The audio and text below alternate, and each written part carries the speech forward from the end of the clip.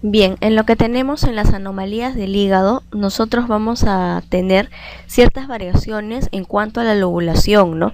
Estas variaciones van a ser habituales, pero no son clínicamente significativas, ¿no? Y estas variaciones van a ser muy frecuentes, pero las anomalías congénitas del hígado en general van a ser raras, ¿no? Pero las que son del tipo de lobulaciones, esas sí son frecuentes, ¿no? Es decir, cuando existen más lóbulos. La presencia de conductos hepáticos accesorios y duplicaciones de las vesículas biliares también van a ser comunes, ¿no? Y estas duplicaciones, ¿no?, como podemos observar en la imagen B, van a ser asintomáticas, ¿no? En la imagen B estamos viendo una duplicación de la vesícula biliar que no va a tener una mayor repercusión, ¿no? Por lo general estas son asintomáticas y no tienen mayores problemas, ¿no?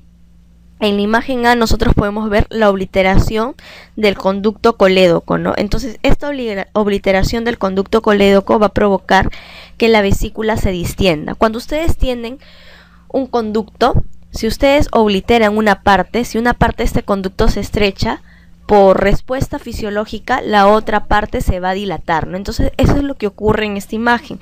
Cuando el conducto del colédoco está obliterado, entonces va a existir una distensión del conducto hepático, ¿no?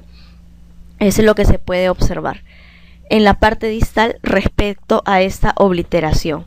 Entonces, como les menciono, estas anomalías van a ser por lo general asintomáticas y no tienen mayores repercusiones, ¿no?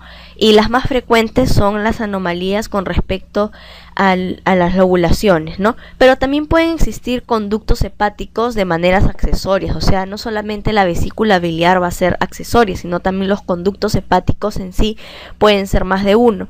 Y esto es importante porque se pueden descubrir por lo general quirúrgicamente, ¿no?, ya que son asintomáticos. Entonces los conductos accesorios van a ser aquellos conductos que van a tener canales estrechos, ¿no?, que van a discurrir desde el lóbulo derecho del hígado hacia lo que es la superficie anterior del cuerpo de la vesícula biliar, ¿no? En algunos casos el conducto cístico se abre en un conducto cístico accesorio, ¿no?, en vez de que se abra en el conducto hepático común, ¿no? Entonces ahí ya van viendo las anomalías, ¿no? En la imagen A, como les digo, es el colédoco que está obliterado, por lo tanto el hepático común se dilata. Y en la imagen, esa es en la imagen A. Y en la imagen B vamos a ver la duplicación de la vesícula biliar.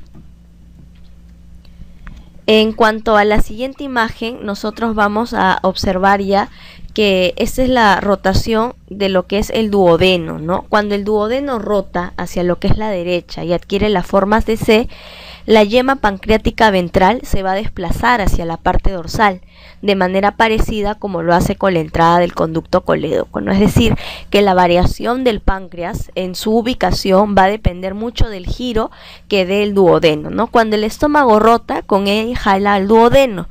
Entonces, cuando el duodeno adquiere forma de C, la yema pancreática, que es la ventral, se va a desplazar hacia la parte dorsal. Ustedes están viendo en la imagen A la yema ventral, que está representada de color celeste, mientras que la yema dorsal está representada de color rojo intenso, ¿no? Entonces esa yema ventral anteriormente estaba en posición ventral, ¿no?, y ahora ha pasado con la rotación del duodeno hacia la parte dorsal, ¿no?, de tal manera que estén cerca a lo que es la entrada del colédoco y ambas yemas se tienen que fusionar.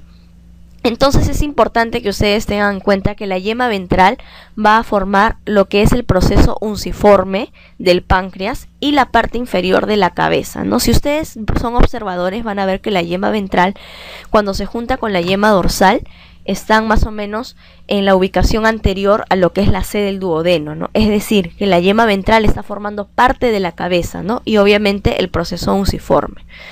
Entonces ahí estamos viendo cómo el proceso de rotación del estómago va a acarrear con él a la rotación del duodeno y esta a la rotación de la yema ventral del páncreas, ¿no?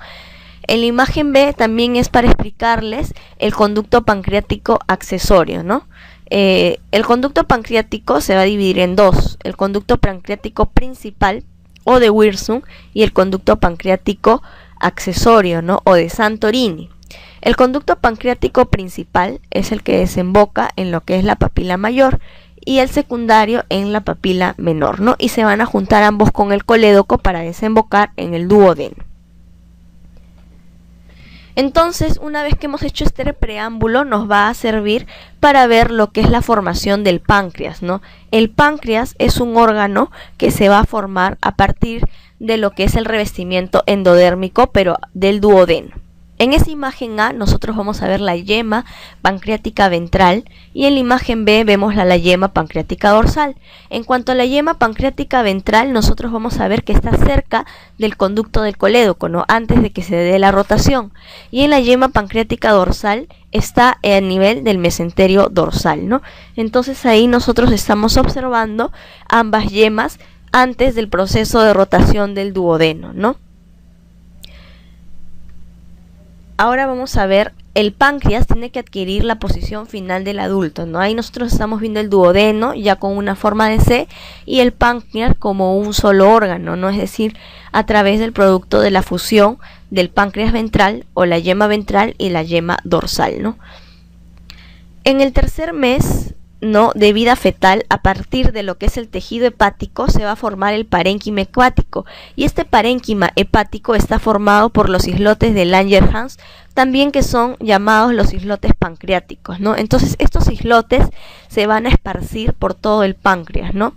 Y van a secretar insulina a partir del quinto mes aproximadamente, ¿no? Entonces en los islotes nosotros vamos a encontrar a las células que producen insulina, glucagón, somatostatina, ¿no? Y el polipéptido pancreático, ¿no? Es decir, a las células alfa, a las células beta, a las células delta y a las células gamma, ¿no? Que son importantes porque los islotes de Langerhans van a cumplir la función endocrina del páncreas, ¿no? Y están representando aproximadamente entre el 1 y 2% del páncreas endocrino.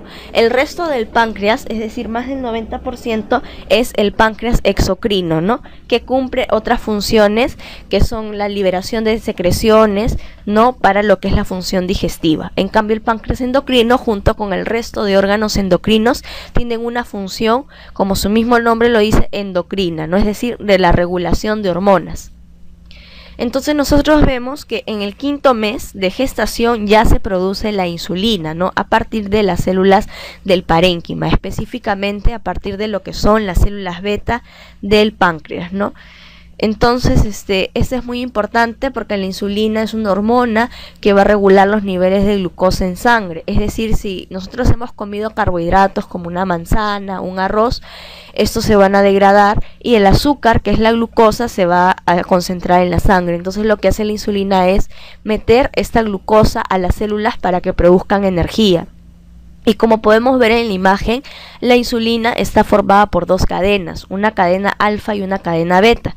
La cadena alfa está formada aproximadamente por 21 aminoácidos y la cadena beta por 30 aminoácidos. Entonces ambas cadenas forman la insulina, que es un polipéptido, ¿no? Entonces este polipéptido está formado por cadena alfa y cadena beta, que en conjunto son 51 aminoácidos que forman a esta hormona reguladora, ¿no? Si hay una disfunción de la insulina, es decir, hay fallas en los receptores, hay fallas en la liberación o en la acción de la insulina, podemos tener lo que es la enfermedad de la diabetes mellitus. Si es que no se produce nada de insulina, diabetes mellitus tipo 1, y si es que se produce insulina pero en pocas cantidades o hay falla en lo que es la regulación de todo esto, desde lo que es la liberación hasta la acción, entonces podemos tener lo que es la diabetes de tipo 2. Es por eso que ahora existen las insulinas cristalinas, ¿no? Las recombinantes y diferentes insulinas que cumplen la función de esta hormona. Esto ya lo van a ver más en su curso de fisiopatología o en otros cursos en donde ya hablen más de clínica, ¿no? Pero lo que tienen que llevarse de embriología es que la insulina se va a formar a partir del quinto mes, ¿no? Y la insulina se forma de las células beta de los islotes de Langerhans, que a su vez estos se forman en el tercer mes de la vida fetal.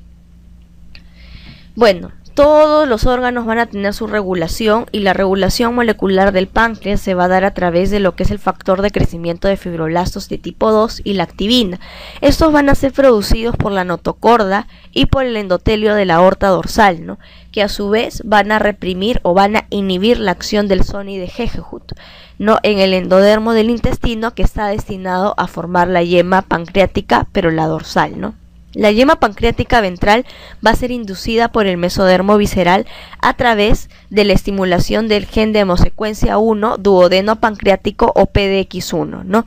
Entonces, aunque no se han determinado todos los efectores del desarrollo del páncreas, parece que la expresión de los genes PAX4 y PAX6 son muy importantes porque van a servir para estimular la insulina, somatostatina y el polipéptido pancreático, ¿no? Que eran 3 de las 4 células que se formaban en los islotes, mientras que solamente la acción del PAX6 es el que va a formar al glucagón, ¿no? Entonces esto es muy importante que lo tengan en cuenta.